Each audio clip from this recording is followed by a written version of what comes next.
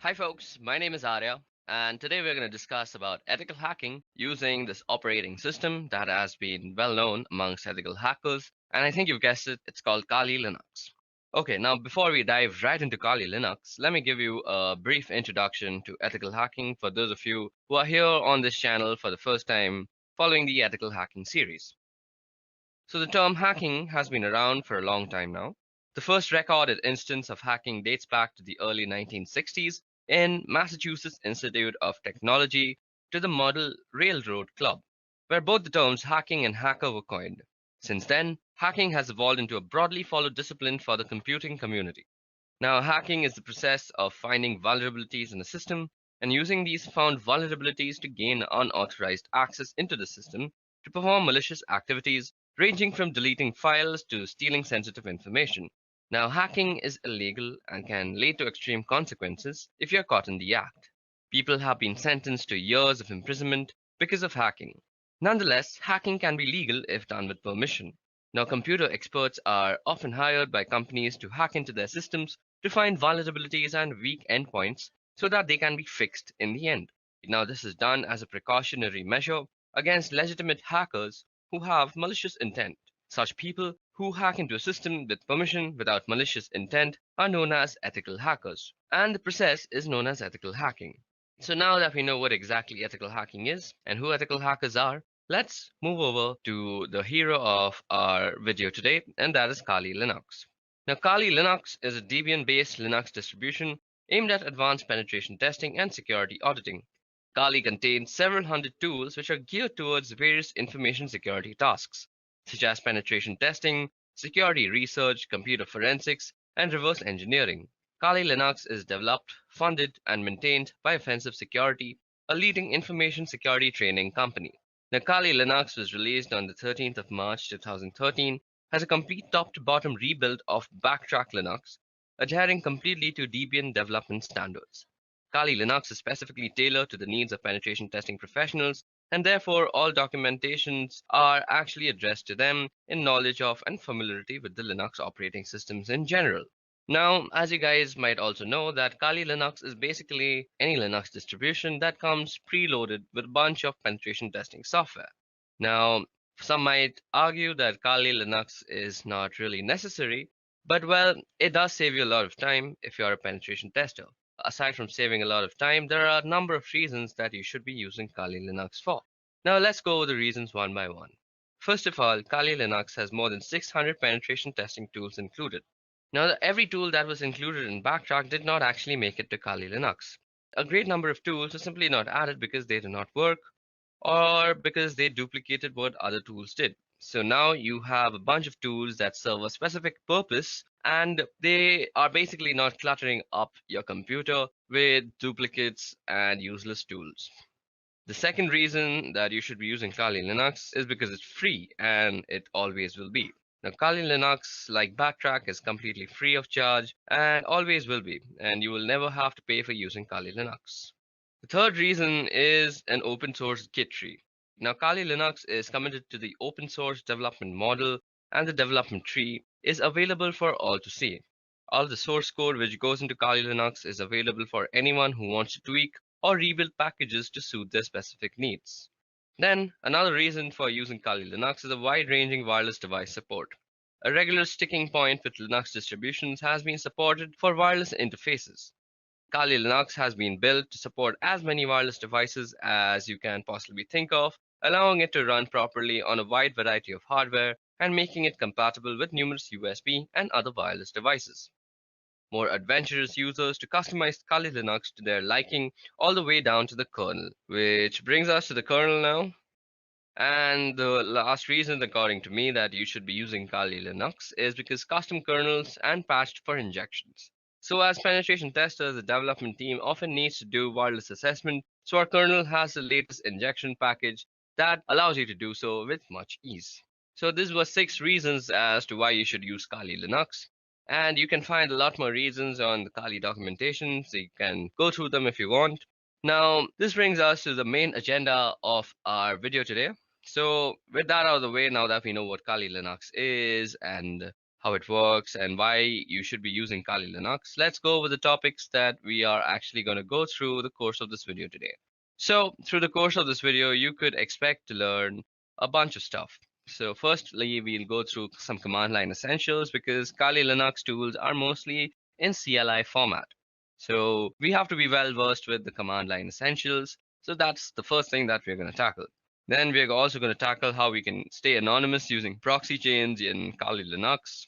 We'll be talking about Maccangers, and we'll be also going into the whole realm of wireless penetration testing. We'll be checking out tools like Aircrack-ng, and we'll be also testing on how we can brute force some WPS pins. We'll be going through router vulnerabilities and some other miscellaneous topics that I couldn't really group into one. So without wasting much time, let's dive into the first topic for today, and that is command line essentials. Now, the way that this video is going to follow is that most of the times we are going to take a hands-on approach to learning how to use things in Kali Linux because I'm a firm believer of actually practical work for learning any sort of thing. So we will be using a lot of practical work, and I completely encourage you that you go ahead and download and install Kali Linux. You can do it on a virtual machine, or you could try and dual boot that thing. I'm not meant to teach you how to do that in that video because there are tons of videos out there that teach you how to install Kali Linux. What we're going to do first in this video is that we are going to take a hands-on approach to firstly learn what the command line essentials are. Now, as you might have already realized, there are some theoretical aspects that we might need to tackle from time to time. For example, what is a MAC address? What are proxy chains? We'll need to learning some theory. So for the theory, we'll have to go through the obvious evil, and that is PowerPoint presentation slides. So I apologize for that from before, but I assure you that most of the time we are going to be looking at a computer screen, and I assure you that you will have tons of fun if you just follow along with me. Okay? Another disclaimer that I would like to add before we actually continue with our Kali Linux course, and that is this is not the entirety of Kali Linux. Kali Linux is a huge thing, and this is just not it. So these are basically what I find interesting and what you may also find interesting. And these can cause a bunch of damage if you're doing it without permission. And damage comes with repercussions, which could include you being arrested, and that is not my fault. Again, I'm saying disclaimer, if you do this without permission, you will get arrested, and that is no way my responsibility because this video is just for educational purposes. Okay, now with all that aside, let's move ahead and learn about command line essentials. Okay, so now it's time that we go through the command line basics of any Linux terminal. Now, the Linux terminal is a very powerful tool. It allows you to move around the whole operating system through the files and folders. It allows you to create files, change their permissions, change how they behave, and a bunch of other things. You can do filtering, you can grab stuff, the specific stuff from a specific file, and there's a bunch of interesting things that you can do. And as an ethical hacker, you will be working with a Linux distribution most of the time, whether it may be Kali Linux or some other thing like Parrot OS. But you will be working on Linux most of the time because it's a powerful tool for networking analysis and scanning and all sorts of stuff that you want to do as an ethical hacker. So the first essential step is to actually know how to use the tool that is available to you. And that is out here, which is the terminal. Now, as I'm running this on a virtual machine, you might find it that my execution times are much slower. And that is because I have a very, very slow laptop because my virtual machine is actually eating up a lot of my RAM. And I have a bunch of other processes that are also rendering. I do this on my free time. So let's go ahead and go through the commands that we are going to actually go through. Now, let me actually make a list of commands that I want to teach you guys. So let me see if LeafPad is available. Firstly, LeafPad is basically a text editor. So the first command that we are going to start off with is cd. Now, cd stands for change directory. Now, at this moment, we are in the root directory, as you guys can see. We can print the current working directory with this thing called pwd, and that is a current working directory, as you see. It's called root. And suppose we want to change our directory to the home directory. So all we have to do is cd, which stands for change directory, as I just said, and specify the path. Now cd/home. Okay, so once we're in home, I want to make a list of commands that are used on the CLI that I want to teach to you guys. So what would I do? I would firstly see if any files are available that I can edit. Okay, so these files are available, but let's create a new file for ourselves. So firstly, let's do nano list.txt. Now what nano does is nano will open up a small command line text editor. Now command line text editors are very much used by ethical hackers because they save a bunch of time. If you're always switching between GUI and command line because you'll be doing a bunch of stuff on the command line, and suppose you want to write something, you're always switching to GUI, it's a waste of your time and you want to save time as an ethical hacker. So you can use this thing called a command line editor, and it can basically do most of the stuff a GUI editor would do. Now you say nano and the name of this file. So nano basically has created this file now, and it has opened up this new fresh window which overrides the command line that we were in, the bash. And this is the place where you can actually edit what goes into the file. Now let's see the list of commands that I'm going to teach you. I'm going to teach you ls. Ls will be the list of files. We did cd. We saw a pwd. So that was the print working directory. We'll be looking at how you can copy stuff with the cp command. Then we'll be looking at mv, which is basically move. Then we'll be looking at cat, and that's an interesting one. And also less, which is another interesting thing. Then we'll be looking at grep, which is actually used for grepping or grabbing things from files that you might want to see. You'll see what I mean in a short while. We'll see echo, which probably does what you think if you have any experience with Linux. Then we'll be doing touch, and we'll be doing make dir, which is make directory. And then we'll do in chown, chmod. Then one of the most dangerous commands has rm. And then you can do man plus help. Okay. So these are the list of commands that we are going to go through in this part of the video. So suppose I was making this video and I wanted to save this somewhere. So if you see down here, there are a bunch of options that are shown to you. Now this caret sign might be not what you're thinking, that the shift 6 one, it's not shift 6. It's actually a control. So caret is control, and then G of course means G. So if you go control G, it will actually get help. Now what we want to do is save the file, and that is control O, and that is write out. So what we want to do is say control O, and now it's going to say if we want to name the file list.txt, and we want to name the file, and it says that we have written down 15 lines. So that's how you save a file. Now all we want to do is exit out of here. Okay.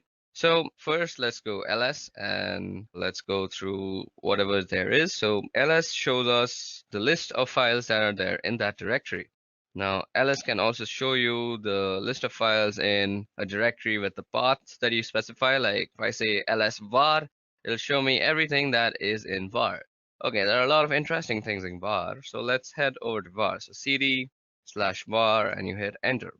And now we are in the folder var. So now to actually demonstrate how powerful ls is, we have a few flags. Now to see the flags of any command, you can just do --help universally throughout the Unix command line. So out here you see some information that is kind of tough to read, but if you go on top and scroll out here, you'll see all the flags that you can use with the command, that is ls, and how you can use them. So you can see what to use and you can read a little bit about it.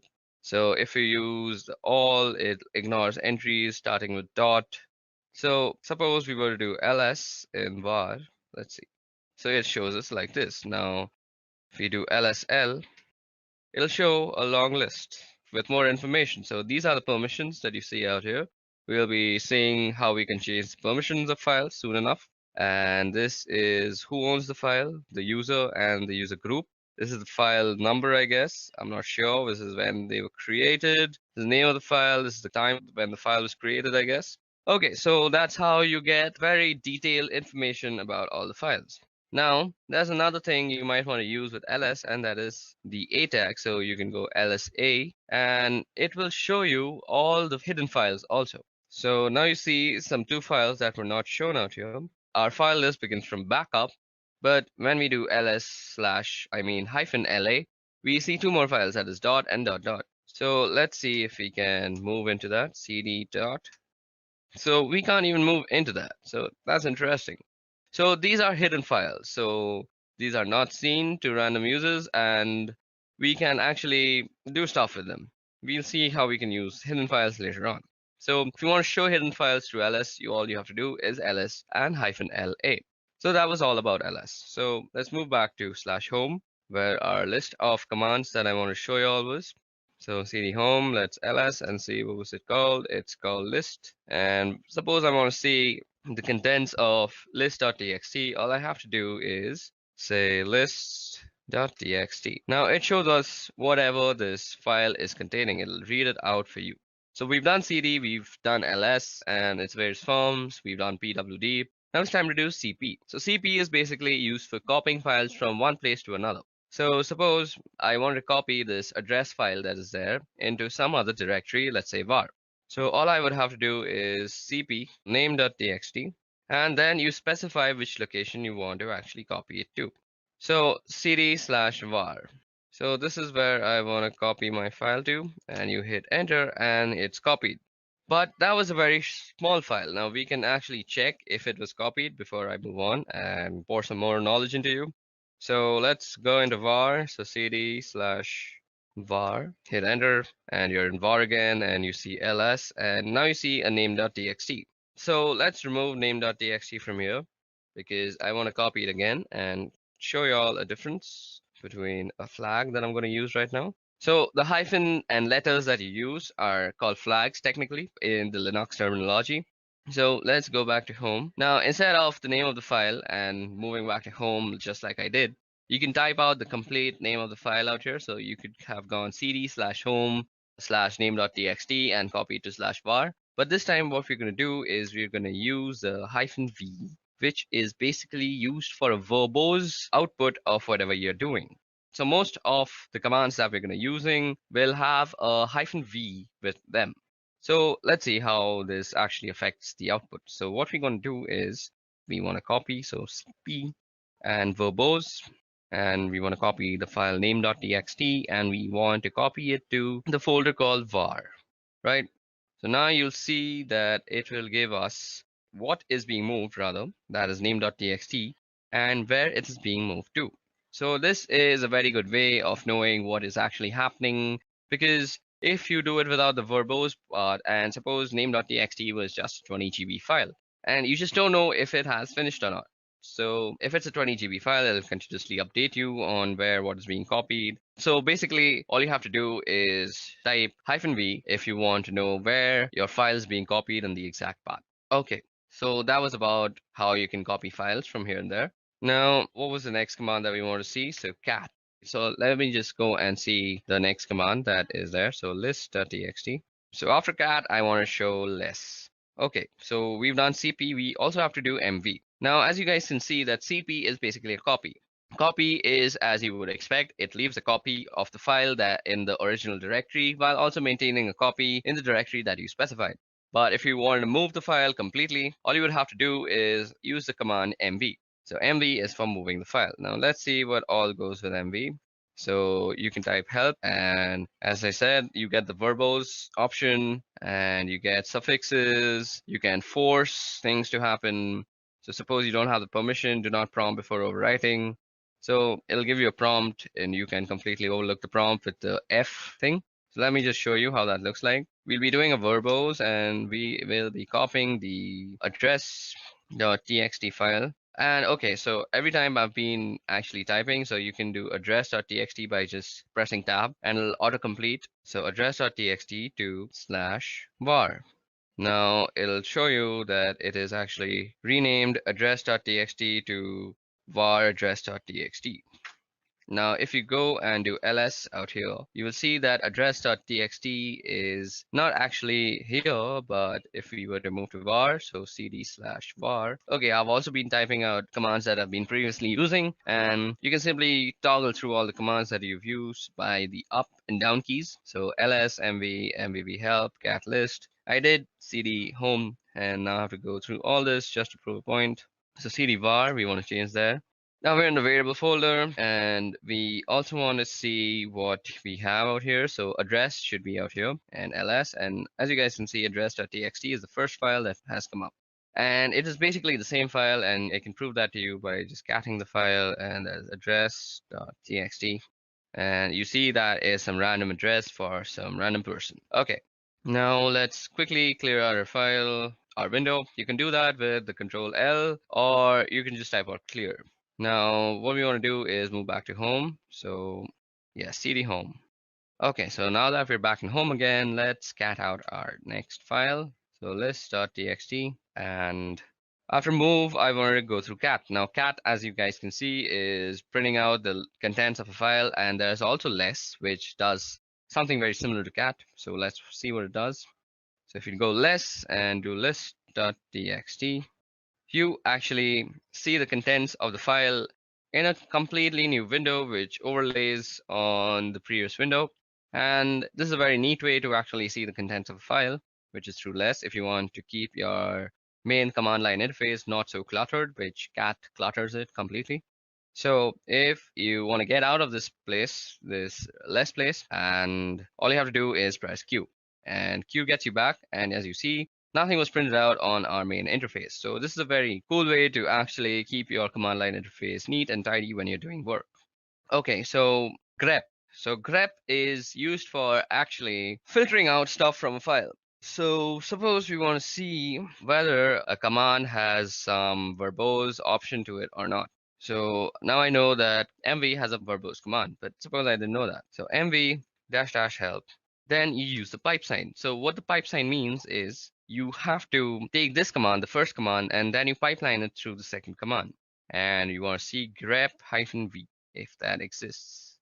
Okay, so let's see grep verbose. Yep, so a verbose exists, and that is -v, and that's -- verbose. So explaining what is being done. So what happened out here is basically we took this first command and then we filtered it, and filtering is done through the piping. So basically think about you're taking some information and pipelining it through something else, which funnels it out of this command, which is grep.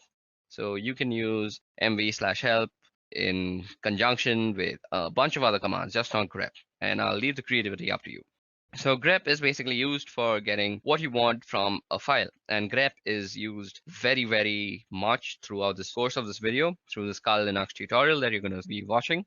So that is a very easy way to see if you have a particular option, or let me do something else also. So cd/var. Now we're in the var folder, and let's ls. We actually have name.txt. Now let's also go into backup. So cd b and tab, and that brings us the backup folder, and we're now in the backup folder. Let's do an ls out here. Okay, so we have a bunch of files. Okay, we have some password.back. Now see, if you have cat and you go password.back, you can see the entire thing. Now, what if you didn't want this entirety of it, or if you wanted something in particular? You want to be very neat. So you can do that same command. You can pipeline it, and you can say grep, and you want everything with no login. So we can see that there are a bunch of things that say no login, and we only want those. And these are all the things that say no login in them. And it's a much lesser list, and it gives us a very particular list that you are looking for. So that is how you use grep. So now let's head back to home. Okay, I typed that wrong. And again, let's see what the next command is. So now let's start txt. So we've done grep. We now have to do echo.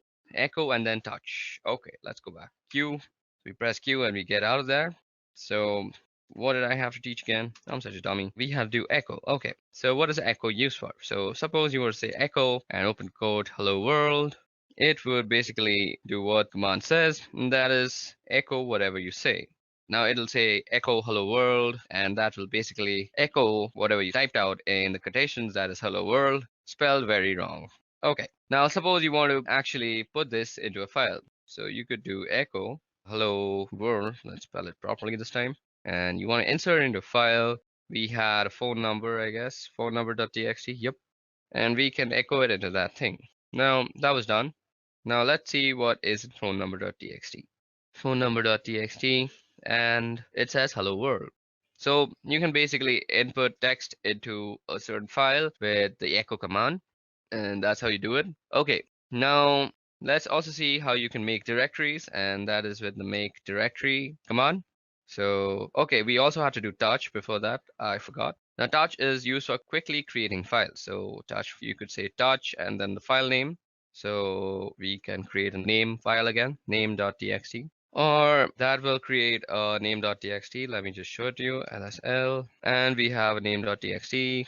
We can also create multiple files with touch, and we could say file1, file2, and file3.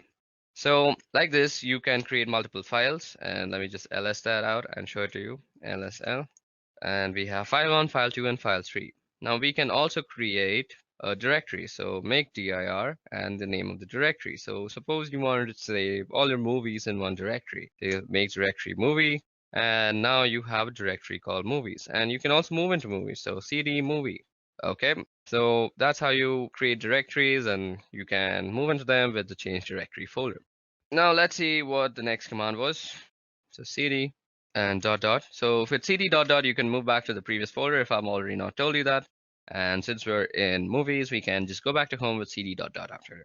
Now let's see what else is there. So cat list dot txt. And okay, now chown chmod. Now chown will be a little tough to show because we don't have any sort of other user out here. The root user is the only user that we have on this VirtualBox that is set up. But if you want to change the ownership of a file, let's say, so you can see the ownership of a file through the lsl command, and you see that root and root. So this is the owner name and this is the owner group, and they're mostly the same thing. So our next command that we're going to actually see is called chown. So let's see how chown is actually used. Chown is used for changing the ownership of a file. So I actually don't remember how to use chown. So if you actually don't remember or you're getting stuck somewhere, just use the help function. So if a command line argument is symbolic, so let me just go through this once. So this is how you use it, owner and then colon group. Okay, and then the file name.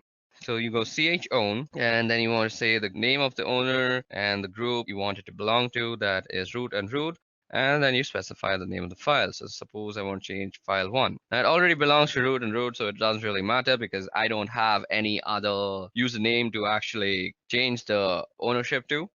So this is how you would normally change ownership. So let me just show you where you can see the ownership, and that is ls-l. And out here, the root and root you see on file1 is basically this is the owner and this is the owner group. They're normally the same thing and the same name, but if you had some different owner like a guest, you could change it by actually using the chown method, the command. Methods are different things. I always get confused because of the programming.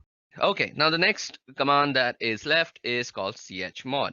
To actually show you how chmod works, let me show you an interesting file. So suppose, let me just do this once. Okay, now echo. What we want to echo is, let's echo hello world. And let's put that in quotation, and we want to put this in test. Now, once we've done that, let's ls, and we see that we have a test file out here. And we want to move test to test.sh. So test.sh is the executable file that is used in bash scripting. So we move test to test.sh, and the way you actually execute bash files on your command line is with the dot and the slash. So you say dot slash, and if I press T and I press tab, you see that there is no options that's coming up. That is because test.sh is not an executable file.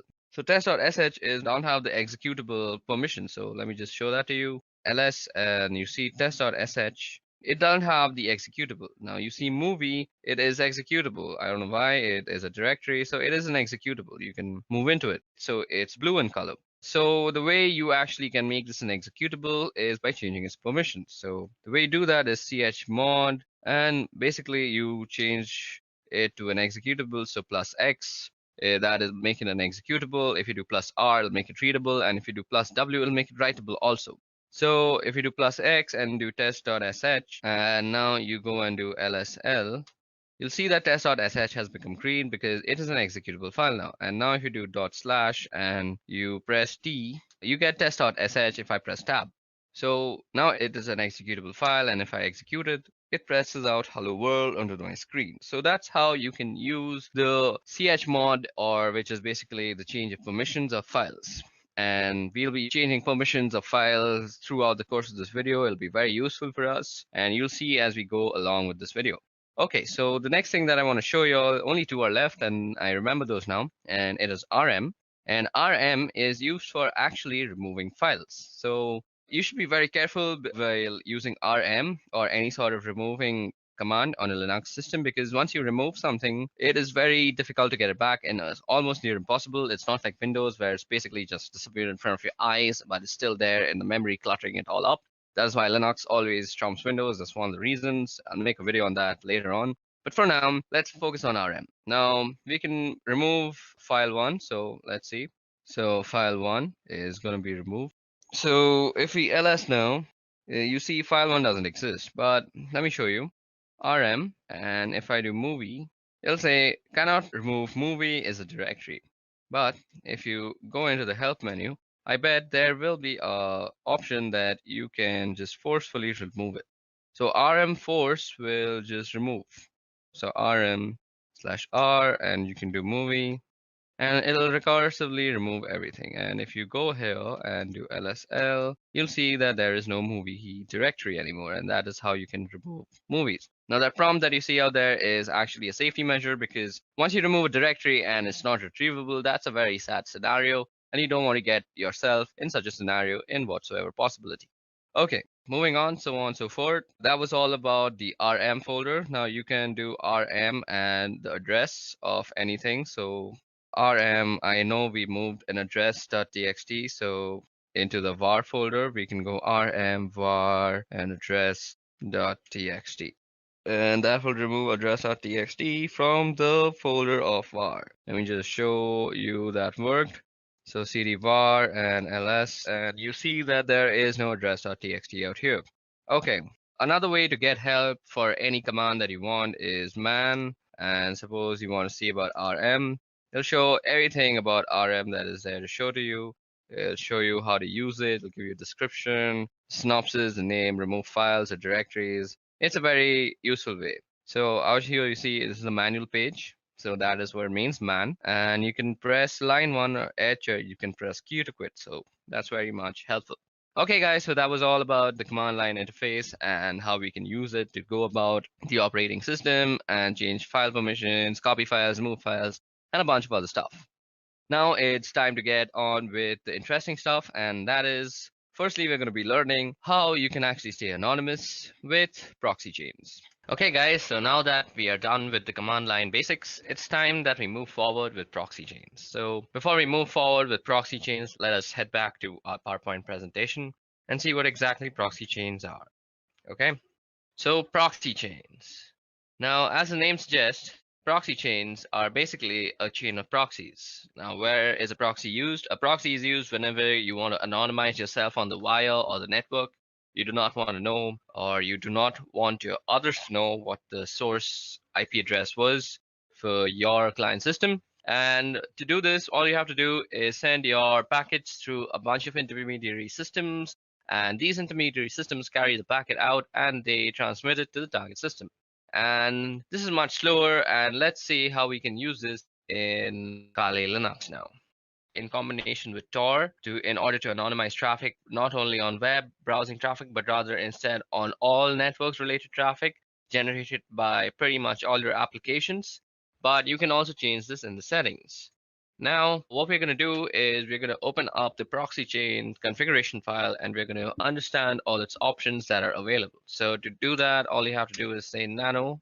You go into the etc folder, and then you go for the proxy chain.conf. And what you see out here is the nano editor, and we had spoken about the nano editor when we were discussing the CLI part. I hope you haven't skipped that. Now what you see out here is a bunch of instructions and options. So let me just zoom in into this command line interface, and now you can read everything much well. So what proxy chains is, well, it gives you the ability rather to route your traffic through a series of proxy servers and stay anonymous in such a fashion by hiding behind them or by having them forward your requests, so it looks that on the other side that your requests are coming from them as opposed to you. Now, surprisingly enough, there are a large amount of these proxy servers out there that you can use, but they're not very stable. They go up and down and they're not very fast. So for specific targets, they can be useful, but not for brute forcing and not for any sort of computing attack. So suppose you're doing something to a certain target. If you're trying to log in or you're already logged in, you can definitely do it through proxy chains, and it will be reasonably fast and reasonably stable as well. But if you're doing some sort of mass scanning or you're brute forcing a password or something of a kind of a proxy chain with a list of proxies selected from the internet, especially the free proxies, it's not going to work. I mean, it's going to work out eventually in a technical sense, but it will consume more time than you can spare. And by that, I mean it can be a very, very long time. It can take about months or two to do a simple scan. So that's not an option. And there are other ways of doing that, but for the time being, I just want you to know how you can use proxy chains and how you can configure it. And actually, because it's really useful and I use it fairly often, and a lot of people do, and it's a fantastic piece of software. So first off, we have the types of proxies. So you see HTTP, SOCKS4, and SOCKS5. Now, there are fundamental differences between these protocols, and you always want to find yourself a SOCKS5 proxy as that's the best possible one, and that has the ability to anonymize all sorts of traffic. HTTP, well, as the name it says, it's for HTTP traffic, and SOCKS4 is very similar to SOCKS5, but it does not support IPv6 protocol and it does not support UDP protocol. So this can be SOCKS4 and it can be rather problematic, and you always want to make sure that you're using SOCKS5 wherever and however. Anyway, down below, you have these other options, which we will go over. So basically, how you enable these options is that you don't need to type some complex lines of code or anything of any kind. Basically, all you have to do is just delete the hash out here. Let me just show you. So suppose we wanted to actually activate dynamic chains option. So all we have to do is delete the hash. But let's put in the hash right now. So after you delete the hash, all you have to do is save the file and the option is enabled. This hash presents a commented outline, meaning that the system reading this will ignore if there is a hash, and if there isn't a hash, it will take it into consideration and interpret it accordingly. Anyway, what we have here are statements which allow us to specify how we want our traffic to be routed. So first off, we have dynamic chain. Now, dynamic chain is a sum and is an option which you will find people using the most. It is most commonly used option and a preferable one too at that. And honestly, I think it's the best one out there, primarily because it's the most stable one. And here's why. Now, suppose you have ABCD proxies. So those are some servers with IP addresses, with open ports. And if you have a strict chain policy, which is enabled on this computer right now, as you see, if you have a strict chain policy, we can only be able to access any site on the internet in general by going through ABCD. So you have to go through all of them, and you have to go through them in that specific order, that is ABCD. And that's not always a good thing. I mean, if you're paying for 5 proxies, that's not a problem because they will always be operational and they will always be up. And why not? That's not a bad idea or an option. But there are, however, people who use proxies for free and they don't tend to pay for them. Why would you pay for like 5 proxies for a simple scan or something of that kind? They're not free and they cost money and they're rather expensive also. But still, I mean, the act of paying itself identifies you and kind of diminishes the amount of anonymity you have on the internet. So some complex payment methods can still be used to actually anonymize yourself, but it's fairly simpler to just use a dynamic chain. So firstly, we're going to go ahead and uncomment the dynamic chain option, and we're going to comment out the strict chain option. So strict chain will no longer be used, and I will be using dynamic chains.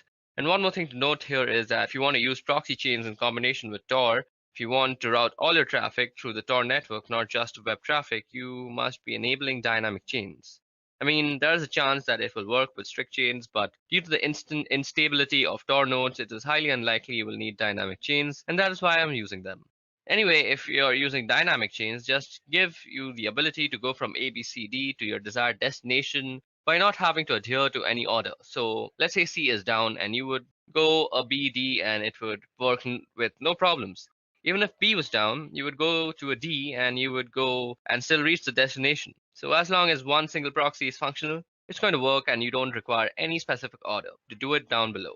Now down below you have some other options too. So first is random chains. Now random chains in effect are basically the same thing as resetting your service. I mean, if you're resetting your Tor, you will be now assigned a new IP address. I mean, Tor assigns you a new IP address every 10 minutes or so. Anyway, with the random chain, you can specify a list of IPs, and then you can tell your computer, okay, I want you to try and I want you to connect to this point. And every time you connect, every time you transmit a packet, I want you to use a different proxy. And we can do that as well. And that's one of the options definitely. And you can say, okay, use this is phone 5 times and then change to another one or some kind of like that. There are a lot of options to specify there, primarily the chain length. Anyway, down below there's quiet mode. you don't really need that, then that's proxy DNS request no leak from DNS data. This is very important. You cannot have any DNS leak. And let me explain to you what DNS leaks are. And even though somebody cannot get your particular IP address, they can get the IP address of the DNS server that you are using. And that DNS servers do is resolve the main domain to the IP address and vice versa. So for example, if you typed in youtube.com, the DNS server of your local ISP provider will resolve that into some sort of IP address that YouTube has, and it will make a request. No problem. And you do not want that happening because your local DNS server will be discovered, and that is information that can be used in order to figure out your personal IP address. And when that is done, your physical location is pretty much compromised, and that's a no-go. And you definitely need proxy DNS here. It might slow you down a bit, but without that, you're practically not anonymous, and it's just a matter of time before somebody finds you. Now, if you go down below, we have some other options here, but we're not really interested in them at the moment. What we here are for the formats for entering proxies, and I'm going to leave it at that. So what you see out here is first the type of the proxy, that is SOX5, then the IP address, then the port number, and then two words, that is Llama secret, and then juice to hidden. Okay, so now what you see out here, as I just said, is how you would actually write down your proxy chains. And now, as I had already also said, you always want to be using SOX5 and you don't want to be using HTTP because they're not really that safe. And SOX5 doesn't support a lot of options anyway. And this is the IP address of the proxy server that we will enter a few of them manually later on. And this here is the port number that you see on which the proxy server is listening. And that port is open over here. These two words now, what some proxy servers, especially paid ones, will always have a username and password. So you can just type them here in plain text. Unfortunately, it is assumed that only you and you alone have access to this computer besides this file. And besides, this file is not everybody can read this file. Anyway, so if you can just type in the username here and password here, you will gain access to a certain proxy that you have chosen or that you have paid for. Anyway, these are just some examples, and we won't actually be using these proxies or anything of a kind. We need to go down below here. Out here you see, and at the end of the file, so if I just press enter a couple of times, there we go. So here is only one proxy active at the moment, and since SOX4 and all traffic being routed here through Tor by default. So let's set to Tor now, and Tor default listens on this port. So this 9050 port is where Tor listens on. Now, what we want to do is we want to add a SOX5 proxy address. So what you want to do is just type in SOX5 and the same IP address, SOX5, and you want to be keeping the spacing correct, just use tab.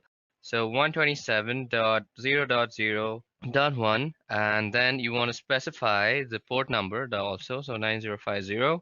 So what you see out here, the 127.0.0.1, this is the loopback address of your computer. So this is for inter-device communication, and if you ping this address in, if you're pinging yourself basically, and usually people ping this address in order to make sure that the IP protocol is set up correctly, even though they don't have internet connectivity. So let's just type in 1.27.0.0.1 and the same port number and 9050.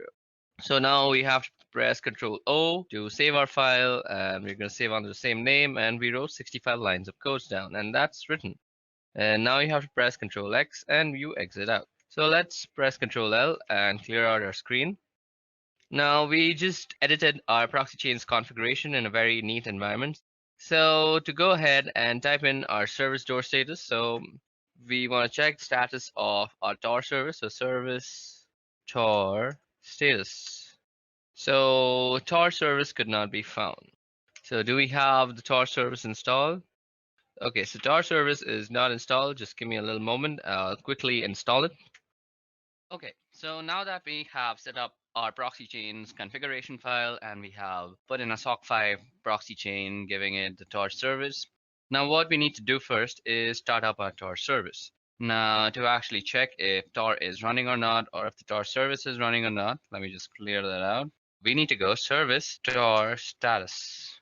And you see it says it's inactive. So what you have to do is say service Tor start, and that will start the Tor service. It might take some time depending on the system that you're using, and voila, there it has started it for me.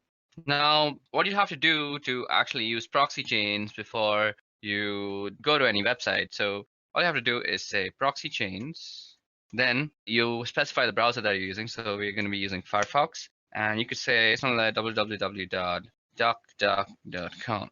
So now here you will see how your thing is being transmitted to DuckDuckGo.com. When I say thing, I mean your packets and your requests. I'm sorry for my vocabulary. So now your packets are going to be directed through a bunch of IP addresses, but we haven't actually put a bunch. We just have put the loopback for the Tor network. So we will let Tor do the rest of the things for us. Okay, so depending on your system, this might take a little bit of time to actually open up. Okay, so let's go ahead and see what's actually happening on the terminal while this thing is loading up. Okay, as you can see, it's going through a bunch of proxies out here, and some are denying it, and some are saying it's okay. So as you guys can see, most of the time you might get denied, and it'll be a lesser number of okays, and that is exactly what we're looking for. Because primarily we have gone a great extent for the anonymity, and what you want to do is stay like that. So this is basically how you use proxy chains. Now, if this computer just decides to open up DuckDuckGo.com on Mozilla, I could actually show you some interesting stuff, but it seems my computer has kind of given up on actually opening DuckDuckGo. It's still waiting for DuckDuckGo's actually confirmation, but that's about it. So this is how you can actually configure proxy chains. I'm really sorry that my computer isn't working right now so well, and nothing is actually opening on Mozilla. It's mostly because my RAM is overloaded. I think I should go ahead and get myself a new RAM. But for now, let me just also say that we can put some custom proxy lists, and instead of just saying, let me just go ahead and open up that file again. As you guys can see out here, I'm going to end this right now because my computer can't really take all this pressure. See, it's lagging so hard. Okay, let me just quit out of that and let me just open up a new one. Now, as I had said that you can put up some custom proxy lists. Not really going to do that, but let me just show you how you can do that. You go nano and you go etc and proxy. So you basically have to go into the proxy chain. Okay, so I think I have to put this again. Yeah, now if you just go in and edit out here, all you have to do is set up dynamic chains, and you can go online and search for free proxy lists, and that'll give you everything with the port number to the IP address. Let me just show it to you. Free proxy server list. So all you have to do is search for a free proxy server list, and you can see out here the proxy type is HTTPS, and you basically want to find a SOC5 proxy. To find SOC5 proxies, just add that into your keyword. And once you find those proxy addresses, all you have to do is take down this IP address and followed by the port number, and you go ahead and just put it down in this configuration file. And then you hit Control O and you just save it, and then you just go back. So that was all about proxy chains and how you can set up proxy chains to make yourself very anonymous. I'm sorry, the whole Mozilla part didn't work. That's the sad state of my computer. But moving on, let's go ahead and study about Maccangers. Okay, guys, so that was all about proxy chains. Let's move ahead to Macchanger. Okay, now before we go into the tool called Macchanger, let's just see what a MAC address is. Now, MAC address actually stands for Media Access Controller Address of a device and is a unique identifier assigned to a network interface controller for communication purposes. Now, MAC addresses are used as a network address for most IEEE 802 network technologies, including Ethernet, Wi-Fi, and Bluetooth. Now, in this context, MAC addresses are used in the medium access control protocol sublayer, and as typically represented as MAC addresses are not recognizable as 6 groups of 2 hexadecimal digits each. Now, these are separated by a colon, and the first 3 hexadecimals are actually the organizationally unique identifier, so they actually represent your vendor, and the next 3 hexadecimals actually represent your network card uniquely. Okay, so when you are actually on a network, you are recognized on something called an ARP table. Let me just show you the ARP table, how you can see it. Let's go in. So the password is root. So an ARP table is basically an address resolution protocol table, and well, this is a virtual machine and it doesn't really know many machines on the local network. But if I were to go on my Windows system and show you my ARP table, let's see. Okay, so if I show you the ARP table of my Windows machine, on any machine that has a TCP/IP protocol suite installed, you will have this command that is working called ARP, and you give the -a, and now you see that your IP address or somebody else's IP address is actually mapped to a physical address. Now, the MAC address is very commonly used in the ARP protocol, And this is how you are actually identified on a network. Now, sometimes what you want to do is be unknown on this network. There are various reasons why you want to do that. Let me just give you an example of a very malicious reason that was done in my college. So we as students would actually change the MAC address of our own computer to the professor's computer. So we would somehow look up the professor's IP address and then come to know about his MAC address. And then we would spoof our MAC to be his MAC address. And then we would do some sort of malicious activity on the college internet. And then the internet administrators of our college would come to know that that MAC address is doing some sort of malicious activity. And that MAC address would get permanently banned for that session on the college network. So basically, our professor would not be able to use the wireless projectors that he would use to actually show us his presentations. And we end up getting a free class. Now, I am not actually promoting any sort of bad activity like this. I have just experienced this in my own college life. So that was something. But there are many other reasons that you might want to spoof your Mac. Now, Macchanger is an amazing tool for actually spoofing your Mac. So first of all, how do you come to know your MAC address? So let's see, you go ifconfig, and this will give us our MAC address. Now, this address that you see out here is the MAC address of this machine. So you can also check out the MAC address by going Macchanger. Then let's type in the help options, and this will show us how to get the MAC address. So if you see there's a show flag, so we can go Macchanger, and you can put the S and then you put the interface. Now the interface is where it's working. So at0 is where we are actually getting. We don't want the loopback one. So at0, and this will give us the MAC address. So our current MAC address is 080027. Let's see if that was the same one shown. Where is that MAC address? Okay, so ether 080027. So I'm sorry, this was the MAC address. I selected the wrong thing. What I was showing you is the IPv6 address, and you can see that's very, very long. So this is our MAC address. Now, what you might want to do to change your MAC address, well, let's see. With V, we can get the version. With S, you can show. We can do the E. And as I said, if you remember that the first 3 bits is about the vendors, so you can also get the vendor list by going -L. So you go -L, and this will give you a list of MAC addresses and which vendor they belong to. So sometimes if you know the vendors that are actually being used on the network of your college, for example, and you want to just stay anonymous and not raise any flags of suspicion, so you could hide yourself as a Cisco router. So suppose your college was using all sorts of Cisco routers, and you decided that today I'm going to spoof myself as a Cisco router and I'm going to screw around with the network. So it would not raise any flags before you actually decided to do some malicious activity. In some deeper inspection of your MAC address, people would actually realize that you are actually spoofing the address. And after some investigation, they would indeed take some time to actually reach to you and how you spoofed it. But the point of changing your MAC is not raising any flags. And that is exactly what you should try to do. So Macchanger is also very useful for getting the list of all the MAC addresses and their vendor IDs. Now let me just clear the screen out quickly. So we go clear, and let's bring back the help. So we go Macchanger and --help. Now what we want to do is give ourselves a random MAC address. Now Macchanger, so that is done with the R flag, and we want to do it on each 0. So once you run that, you will be given a new MAC address. So our new MAC address is F6C649.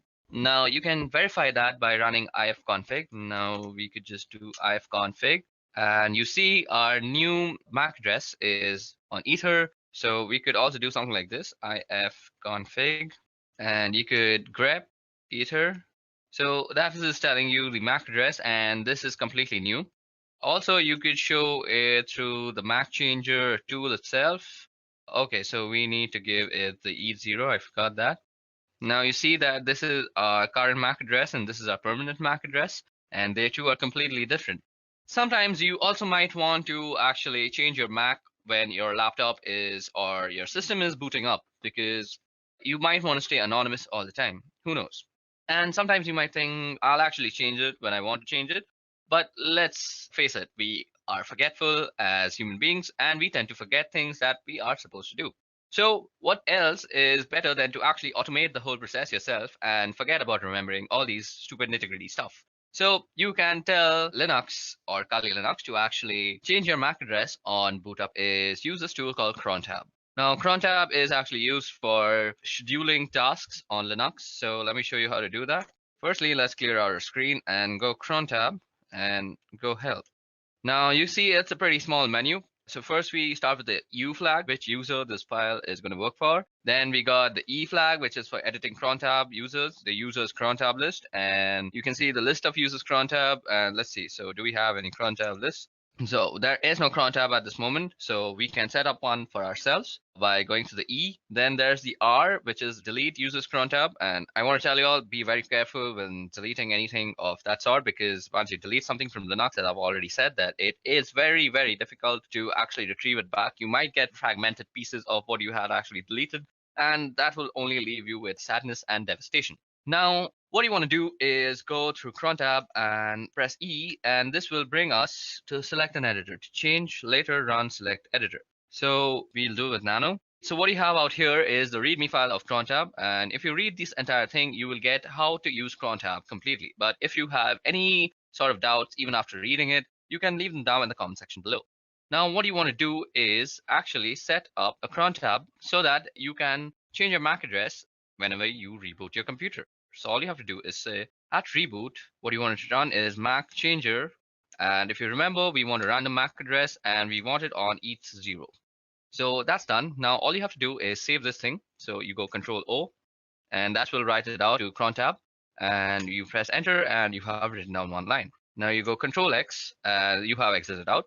So now let's us clear the screens by pressing Control L and enter. And let's go ahead and get our MAC address. So if we go ahead and run that, our MAC address is set to F6C649. So just remember the first few letters, F6, C6, and 49. Now let me just reboot my computer, and you will see after I reboot and run ifconfig again with grep ethop, we will see a different MAC address. Now, rebooting might take some time because I'm actually using a virtual machine, but till now it's given problems with the Firefox, but let's hope this won't take much time.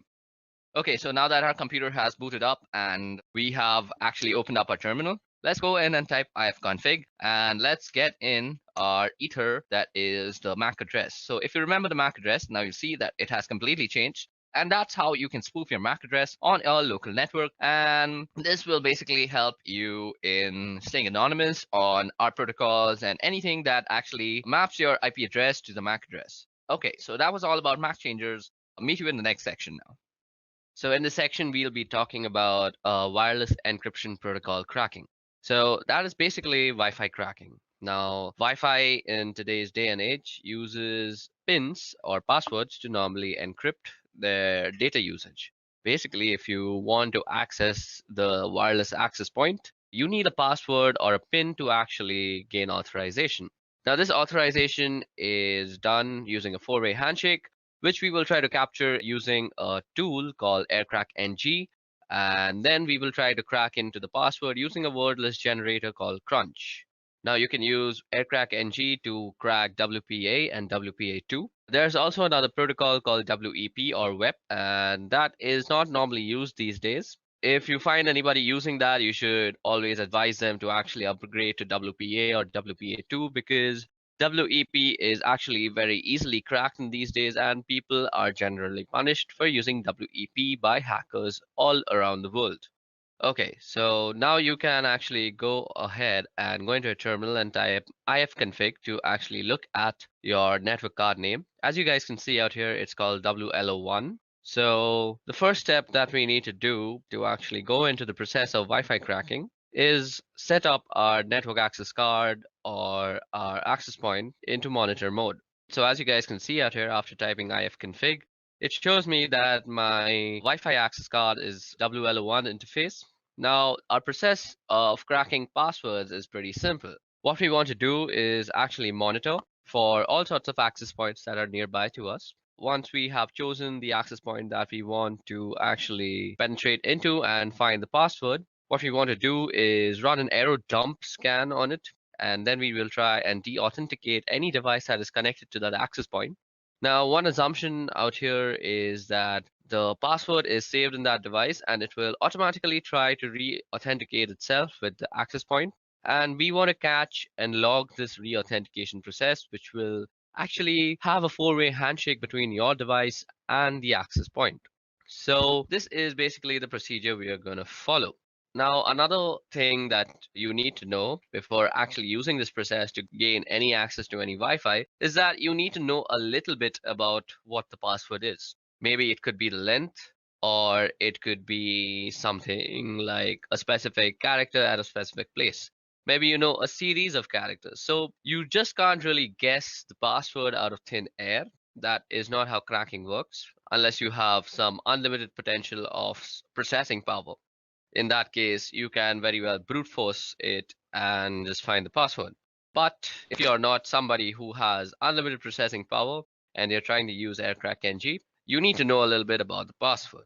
Also, before we proceed with this wireless encryption protocol cracking, what I want to say is if you want to get into somebody's Wi-Fi network or you want to actually test for vulnerabilities, it's better that you test for router vulnerabilities than actually cracking a Wi-Fi password because you're more likely than not to find more router vulnerabilities than actually successfully crack a Wi-Fi password if you don't know anything about it.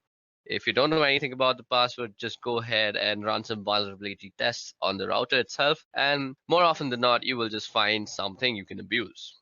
Okay, now let's talk about the two tools that I'm going to be using. Now, these two tools, one of them is already installed on Kali Linux, but if you're not using this on Kali, you can also use this on any Linux-based system.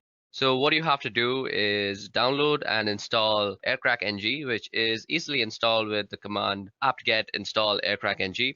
And you also have to install this word list generator called Crunch. Now, Crunch is easily downloadable by just Googling the name, and the first link will be a SourceForge link, and all you have to do is go inside that and install it. And once you figured out how to install Crunch, you can make sure that it's installed.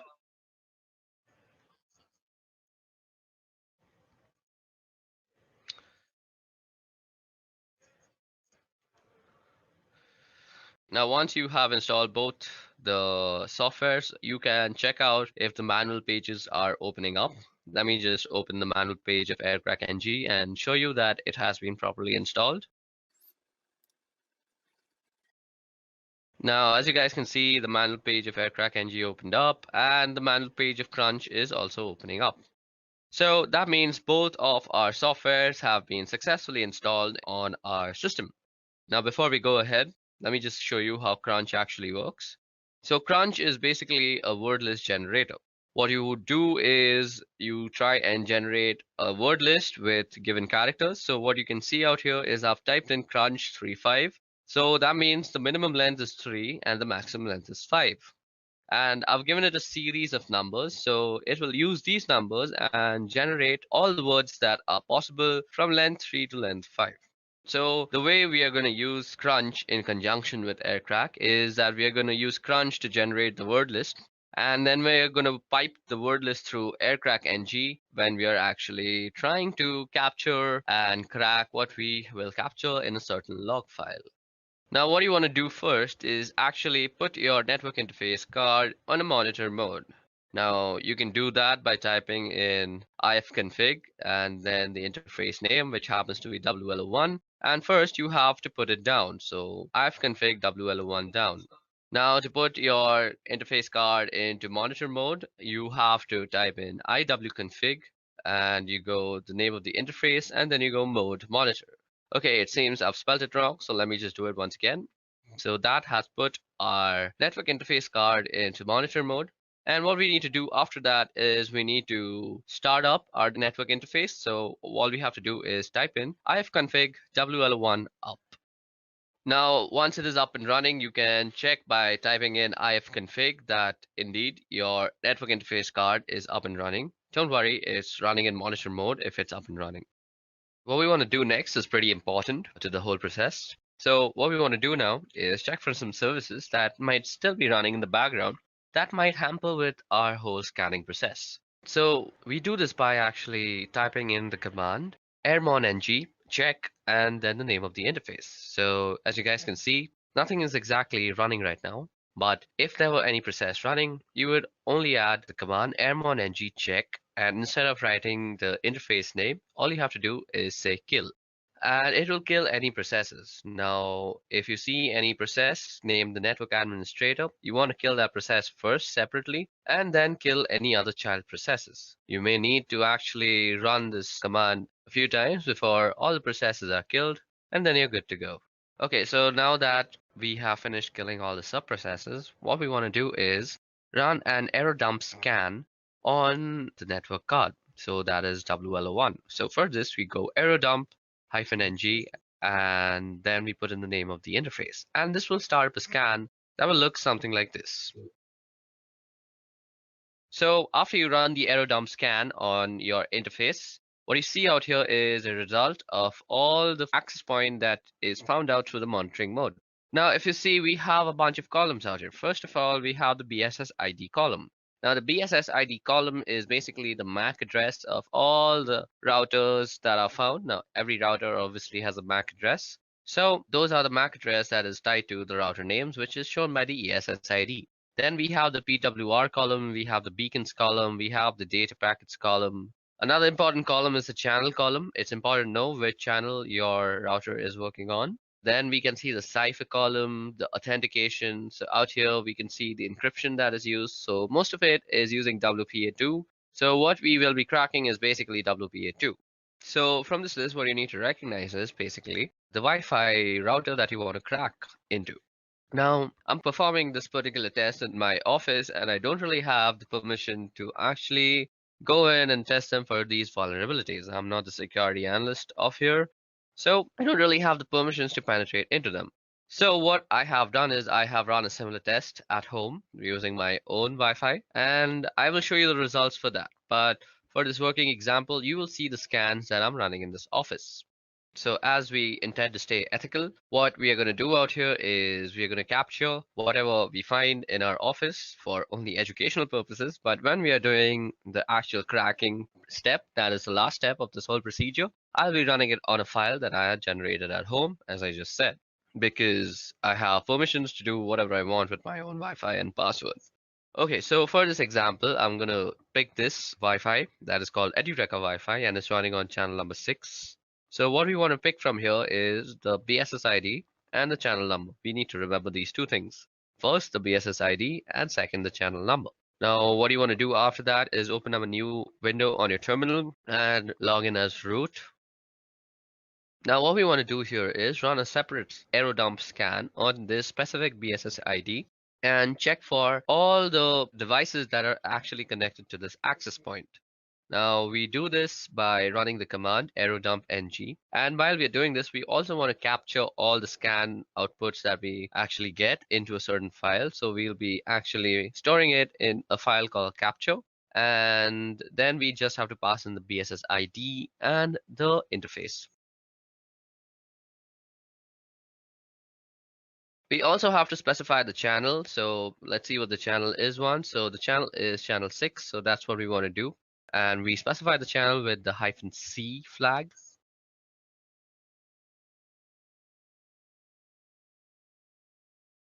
So after you have identified the MAC address, all you need to do is copy it down and place it after the BSS ID flag. Okay, so we're going to run our command out here, and we just want to say our file is going to be called test.capture. Now that our scan is up and running, all we want to do is wait till someone is actually connected to this access point. So I forgot to mention this. For this process to actually work properly, somebody needs to be connected to that access point, because what we are going to try and do is disconnect that certain device and let them reconnect and capture that log file. Okay, so it seems like nobody is actually connecting to it. So at this time, all I'm going to do is go back to our error dump scan that we had run on our network interface and look for some other MAC address or other access point to actually penetrate into. And let's see if something has actually connected to that. Okay, so, oh, voila. Now what you see out here is that somebody has actually connected to this access point, and his MAC address can be seen under the stations tab. Now, what we want to do is run a deauthentication broadcast message on that station and deauthenticate that guy. Now, to actually run the deauthentication process, all you have to do is go ahead and open up a new terminal window again and let the scan be running in the background. Don't close any scan at this moment. Okay, so the information that we need to remember is the BSS ID, or rather the MAC ID of the station. Now you also want your monitoring to be running on the same channel so that your deauthentication message is being already broadcast on the same channel. So we can do that easily by going airmon ng and saying WL1, and you can say start on the specified channel. So what we want to be doing is running this on channel 6. Then we want to go and use the third suite of tools, that is Air Replay. Now, Air Replay is used for broadcasting deauthentication messages and all sorts of stuff. Now, you can see all this in the help menu also, and you can do that by typing in dash dash help. If you go down, you see that you can send a deauthentication message using the -0 flag, and that's exactly what we're going to do. Then we say 0 again because we want to constantly send a broadcast of deauthentication. So it's looping basically. And until and unless we stop the scan, nobody will actually be able to access the Wi-Fi. So it's basically like a small DOS attack. And then we want to specify the BSS ID. Okay, so it seems like I forgot the whole A tag before the BSS ID, and that should get it working. Okay, so it seems like I have copied some wrong BSS ID, I guess. So let me just go ahead and copy that once properly. Okay, so now that we have the proper BSS ID, as you guys can see, we are running a deauthentication broadcast message on that particular network access card. And now you want to run this for around a couple of minutes so that you become sure that all the devices have disconnected. Now, while this is happening, what you're doing is basically sending a DOS attack to that small little Wi-Fi, and you want to catch the handshake that occurs between devices and the router that it is connected to while reconnecting themselves. Okay, so now that we've let the scan run for a couple of minutes, let us just stop it. Let's stop this other scan too. Now, if I go and list out the files on my desktop, you should see that there's something called the test capture. Now, the test capture is given to us in various formats. We have the capture format, which is test capture -01.cap, and then we have test capture CSV. We have a Kismet CSV. So it gives you a bunch of formats to actually run your cracking on. Now, if you remember, I had told y'all that I have already generated a similar file at home, basically, when I was trying to crack into my own home password. So I will be running the test on that file, or the cracking procedure on that file, and that is the last step of this whole procedure. So let me just go ahead and move into that folder. So I go cd scan. Now, as you guys can see out here, if I list down the files, you can see a capture1.cap, capture1.csv, there's a Kismet CSV, and there's a netxml. So I was not lying when I said that I have already done this at home. So we are going to run our cracking process on capture01.cap. Now, let me just tell you guys the password for my home Wi-Fi is sweetship346. So you can say that I know the entire password, but I'm going to act like somebody who only has a general idea of what my password looks like. So let's say I know that my password contains sweet ship, but I don't really know the last three numbers or letters or whatever they may be. Okay, so we are going to use Crunch once again to generate a list of words that might include sweet ship 346. And let me just open the Crunch manual for once. Now, if you go down in the Crunch manual, what you'll see is the -T. So as you guys can see, there is a pattern that is specified like @God, and then followed by 4 other @, and all the @ will be replaced by a lowercase character. Now you can remove @ and use a comma, and it'll be replaced with an uppercase character, or you can use percentages, which in case it'll be numbers, or you could use the caret sign, in which case it'll insert symbol. So when you know the length of the password and also a certain degree, a few letters, you can use the -T flag. So that is exactly what we're going to use with Crunch out here for this example. So let me just remind you guys that the password for my home Wi-Fi is sweetship346. Now what we can do is we can ask Crunch to actually generate something that looks like sweetship346. So what I could do is say Crunch. So the minimum length is 12. I already know that. And the maximum length is also 12. Now let me just input in the pattern. So we put in the pattern after -T. So now I'm going to just show you how long it can take. So we are just going to say sweet and then put in some @. and then also try and guess in the numbers. So after you've put in the pattern, you want to also input which letters and numbers they could be. And I'm just going to input my entire keyboard out here. Now, what you want to do is pipe this command through Aircrack-ng's cracking procedure. Okay, so now what we want to do is pipe this command through Aircrack-ng, and we want to write from, or rather read from the capture file. So what we go is -w and then hyphen and then the capture file name. So capture01.cap. And then we also have to specify the ESS ID, which is given through the E flag. And the ESS ID for my home Wi-Fi is nestaway_C105. So that's exactly what I'm going to type in. And this will start up the cracking process on my Wi-Fi from the captured file. So as you guys can see, this is going to take a long time, and I'm not really actually going to complete it. So in this time, I'm actually just going to try and explain why this is not very feasible on a virtual network. So basically, this is not feasible because at this moment, my computer is using all 4 of its cores and all the memory that is possible. So what this means is on a virtual box, this is not really possible. Your virtual box doesn't really have that much power. If you're using a 4-core processor computer, only 2 of its maximum cores can be actually allotted to your VirtualBox machine. Above that, you can't really give it the entire memory because that will make your computer crash. So if you want to do something like this, it's better that you install Kali Linux as a dual boot or as your own daily driver, and then you can do this. So this is why I have not done this on a virtual machine and instead done this on Deepin Linux, which is my daily driver operating system. Now, as you guys can see, it is constantly trying to actually guess the password by actually going through all the permutations and combinations. That is basically, it's taking in all the words generated from Crunch, piping it into the current command, that is the Aircrack-ng command, and it's comparing everything. So what I'm going to do is I'm actually going to end this because this will take a very long time. And what we're going to do is we're going to actually try and shorten the command of the amount of guessing that we're trying to do. So let me just try and do that. So as you guys can see out here, I have reduced the number of alphabets that might be actually tested. But even in this case, this will take a humongous amount of time. And let me just show that to you.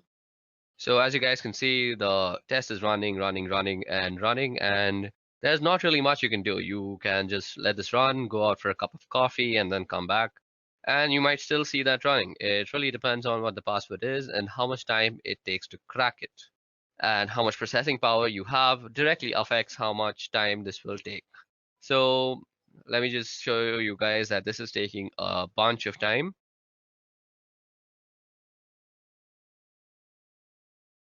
Okay, so now that I have fast forwarded a lot into the scan, you can see that I have tried almost 2127608 keys. So that's more than a million keys. That's 2 million keys that I've tried. So, and it still hasn't reached sweet chip 346. So what we're going to do is just to show you for demonstration purposes that this procedure actually works. Let me just shorten our guessing even more. So what we want to do is this time we want to just guess the numbers. So we will modify our command accordingly.